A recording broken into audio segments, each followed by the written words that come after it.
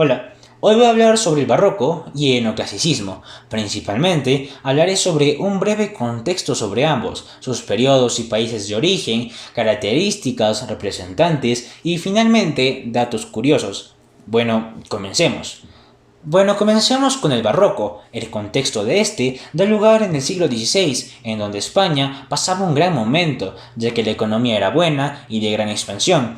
Esto gracias al oro que venía de América, pero a inicios del siglo XVII explotó, ya que durante el siglo XVII la economía europea, y en especial la española, vivieron una continua crisis económica, agravada por las pandemias, malas cosechas y principalmente por la Guerra de los 30 años, que fue una guerra político-religiosa que dio lugar en los años 1618 a 1648. Y en esta crisis, curiosamente, coinciden con el apogeo del Siglo de Oro, que en el siglo XVII nos dan nombres como Lope de Vega, Cervantes, Velázquez, Calderón de la Barca, es decir, surgen los más grandes artistas del arte español. Además de todo esto, el barroco fue una época de grandes adelantos científicos. Aparecen nombres como Galileo Galilei, Sir Isaac Newton y Francis Bacon. También se da origen a la frase pienso, luego existo, la cual resume un proceso intelectual y filosófico que afirma que la única forma de encontrar la verdad es mediante la razón. Pasemos al periodo y país de origen. El barroco es un estilo europeo desarrollado en el siglo XVII y en la primera mitad del siglo XVIII. Este nació en Italia y se extendió por toda Europa, desde España y Portugal. También se extendió a las colonias americanas. Ahora pasemos a las características. Primero tenemos que expone el gusto por lo elegante y lo extravagante, ya que se caracterizó por ser etérea, elegante y extravagante, especialmente en las obras arquitectónicas. Las obras tienen una manera particular de representar el equilibrio y simetría de los espacios. Por ejemplo, el uso de las columnas recargadas de adornos, cúpulas con gran cantidad de ventanas, columnas con formas curvilíneas, entre otros.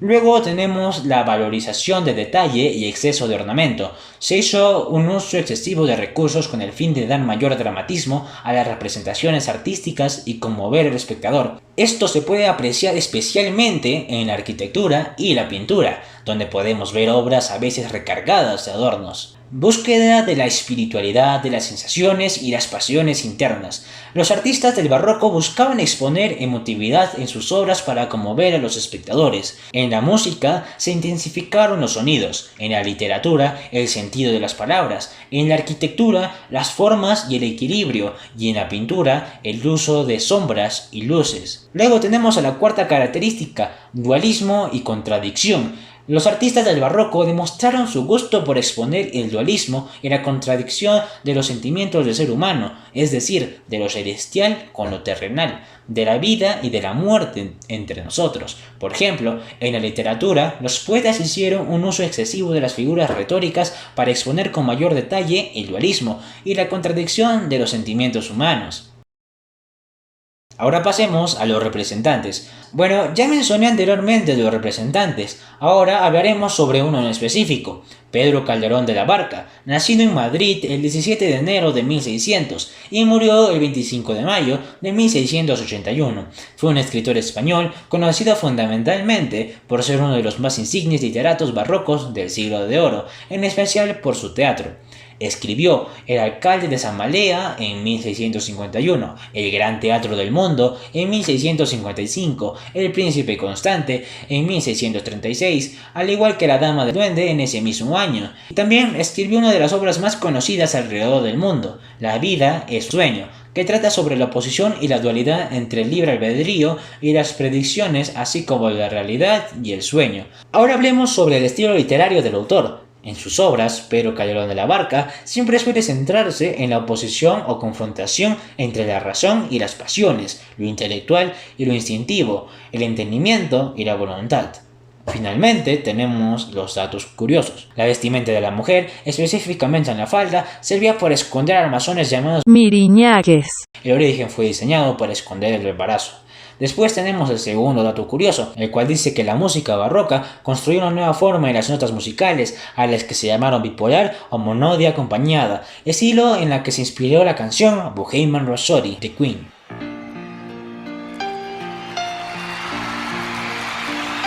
Ahora hablaremos sobre el neoclasicismo. Tres procesos históricos fueron claves en el movimiento neoclásico: la aparición de la Ilustración o el Iluminismo, movimiento filosófico que defendía la razón, el conocimiento y la secularización como propósito y medio para derogar el dogmatismo y fomentar el progreso. Luego, el descubrimiento de las ruinas de Herculano en 1738 y Pompeya en 1748, que despertó nuevamente el interés por estudiar la cultura grecolatina. Por último, la llamada doble revolución, es decir, la revolución industrial, que estaba modificando los modos de producción y organización social, y la revolución francesa, que proclamaba igualdad, libertad y fraternidad. Hacia finales del siglo XVII y la primera mitad del siglo XVIII, en Europa dominaba el arte barroco. En Francia, particularmente, dominaba el rococó en la corte, inspirados por los valores de la Ilustración. Pronto surgieron detractores de tales estilos, pues los consideraban excesivos, confusos y recargados, y los relacionaban al fanatismo religioso y a la corrupción aristocrática respectivamente. En este contexto nació el neoclasicismo, un movimiento artístico confesional, es decir, con programa propio, que reaccionaba contra la tradición artística anterior, proclamando una revolución estética y filosófica. Ahora pasemos al periodo y país de origen. El movimiento neoclasicista surgió a mediados del siglo XVIII y abarcó hasta el siglo XIX. Este se originó en Francia, donde fue llamado simplemente clasicismo. Desde allí se extendió hacia el resto de Europa y América, de la mano con la expansión del iluminismo o ilustración, clave filosófica del movimiento neoclásico en todas sus manifestaciones. Ahora pasemos a las características. Tenía un carácter didáctico y moralizador. El propósito y fin del neoclasicismo era la educación y la moralización de la sociedad con miras a la construcción del proyecto moderno. Los artistas y escritores creían que a través de sus obras ayudaban a difundir los valores necesarios para construir una sociedad racional, moral, culta y progresista que supera la ignorancia, a la que veían como madre de la intolerancia y el dogmatismo. Otra característica sería los valores. Entre los artistas existía una convicción por crear una estética que la confiriera un nuevo sentido, al paso de la tradición a la modernidad, bajo una escala de valores que consideraban racionales y, en esta medida, universales. Entre ellos estaban la libertad, la idea de la patria, el heroísmo y el espíritu de sacrificio, rigor y autodominio. Luego tenemos a la inspiración en el arte de la antigüedad clásica. El neoclasicismo retoma la indagación e investigación de la antigua clásica y le confiere un nuevo sentido. La interpreta como expresión culta y modelo ético de carácter universal y racional. La inspiración de la antigüedad clásica ya se había visto en el Renacimiento, pero mientras los renacentistas acudían a ella como un método para conocer la naturaleza, los neoclásicos la interpretaban como una referencia moral en la que fundar el proyecto moderno. Se trataba, pues, de una idealización moral del pasado grecolatino. Finalmente, y la última característica, sería el culto a la razón. Los artistas y escritores neoclásicos veían a la razón como una diosa garante del orden civilizatorio.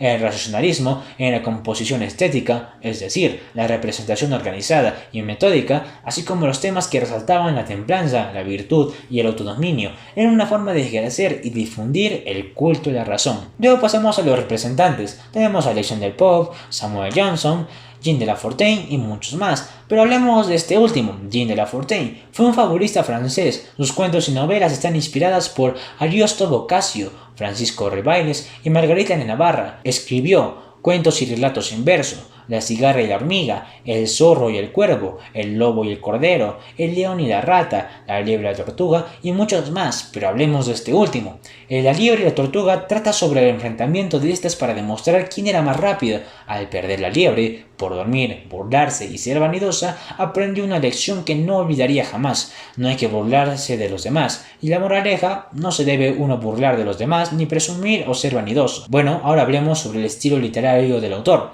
Bueno, John de La Fontaine es famoso por su carácter licencioso, con breves sentencias morales o gnómicas, por lo que la historia bien podría otorgarle el título de padre de la fábula moderna. Bueno, finalmente pasemos a los datos curiosos. A diferencia del barroco, el neoclasicismo apostaba por un arte consciente, objetivo y realista que invitaría a reflexionar sobre la sociedad del momento y su progreso. El segundo fue que el objetivo de los neoclásicos era instruir al pueblo y dotar a la sociedad de educación. El fin moralizante de las obras neoclásicas es muy evidente y los artistas buscaban construir una sociedad más moderna y progresista. Los artistas llenaban sus obras de valores morales y cultas para luchar contra la ignorancia.